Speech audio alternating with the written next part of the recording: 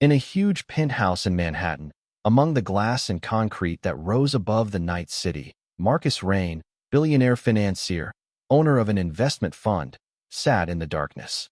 His life was impeccable: luxury cars, political connections, art collections, a beautiful wife. Everything seemed to exist to confirm his power. But one evening, everything changed. The phone rang at exactly midnight. The secretary's voice sounded in a trembling whisper. "Mr. Rein, you need to know. There will be an article in the New York Times tomorrow. They have documents. About you. About the fund. This will be the end." Marcus felt his mouth go dry. He pressed the light switch, and warm light flooded the space. For a moment, he looked at his reflection in the mirrored wall. The face that had looked confident yesterday now seemed foreign. Documents? What documents? His voice broke. Offshores, hidden deals, names. It's all there. The phone went dead. That night, he didn't sleep a wink. His head was pounding. Someone leaked information. Someone close to him. But who? And why now? Billboards with his own face lit up outside the window. He was just launching a charity fund to help children. The irony was nerve-wracking. When the sun rose, he already knew. His empire was collapsing. But even more, he himself was collapsing. The following days turned into a nightmare. The article came out and blew up the information space. It contained facts about corruption schemes, hidden accounts, and bribery of officials. Journalists called him a hypocrite who covers up greed with fake charity. The phone didn't go silent. Partners refused contracts. Politicians who had dined with him at expensive restaurants yesterday now called him a threat to the country's reputation. His closest friend and business partner, Jonathan West, went on television and called him a wolf in sheep's clothing. "Are you serious, John? After everything we've been through?" Marcus shouted into the empty room, staring at the screen. His wife, Alice, avoided meetings. One evening she said, "I can't explain to the kids why everyone at school says their father is a thief. You've not only framed yourself, you framed us." These words were a blow to the heart. He was left alone, without support, without trust. But the worst thing happened when the prosecutor's office opened a case. A subpoena was placed on Marcus's desk. Federal investigation. His world was collapsing with incredible speed. At night he sat in his office, drinking whiskey and leafing through old documents. And then he saw a familiar handwriting. Several agreements, several signatures, and among them his own. But he did not remember signing them. Someone used my name," he whispered.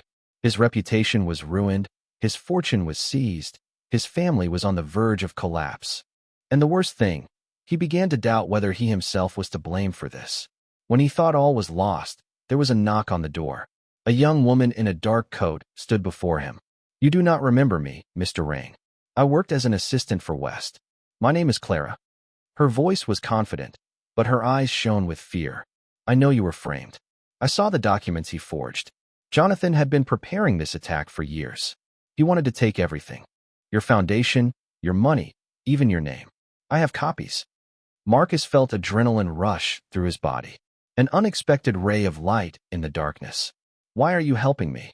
She looked down. "Because I was a victim too. He kept me quiet, but I can't anymore." She handed him the flash drive. That night he had looked through hundreds of documents.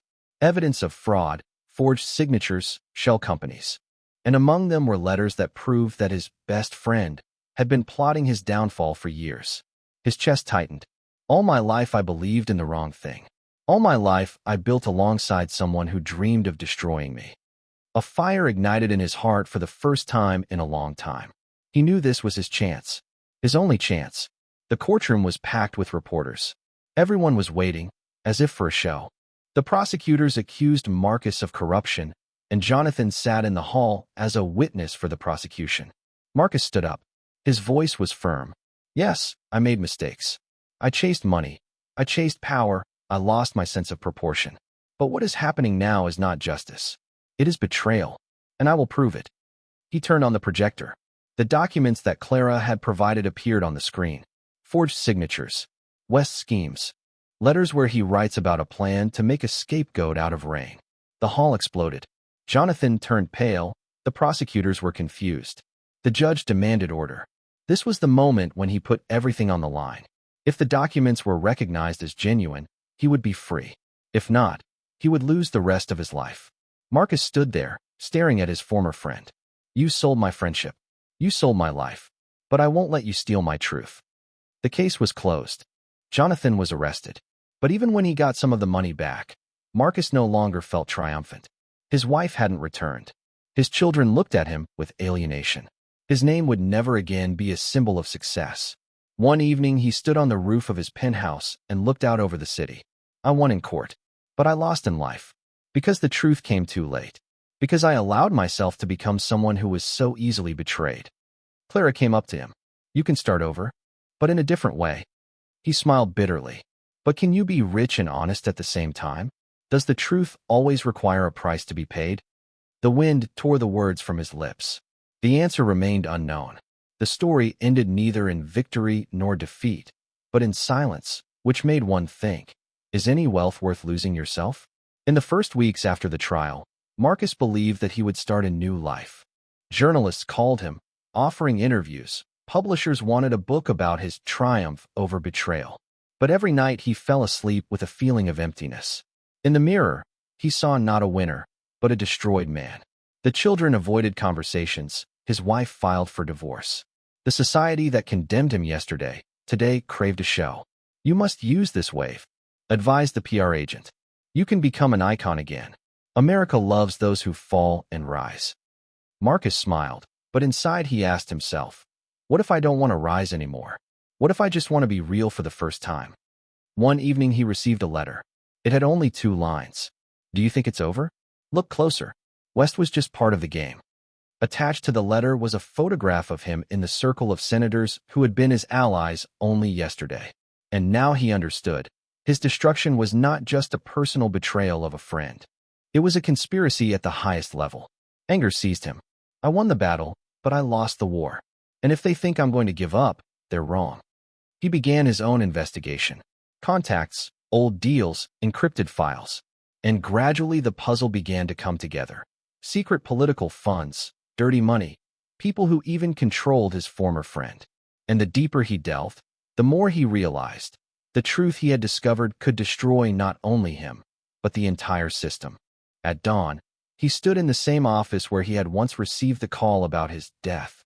In front of him on the table was a folder with evidence that could blow up the country. The phone rang. The voice was cold and calm. If these documents get into the press, you won't live to see next week. But if you keep quiet, we will give you everything back. Money, influence, name. Marcus hung up the phone and stared out the window for a long time. His city shone with millions of lights. All my life I have run away from the truth, and each time I have paid a greater price. Am I ready to pay now for good? His hand hovered over the phone. One call, and the documents would be in the hands of journalists. One call, and he would put his life on the line. The final was open. But this time the choice was his own.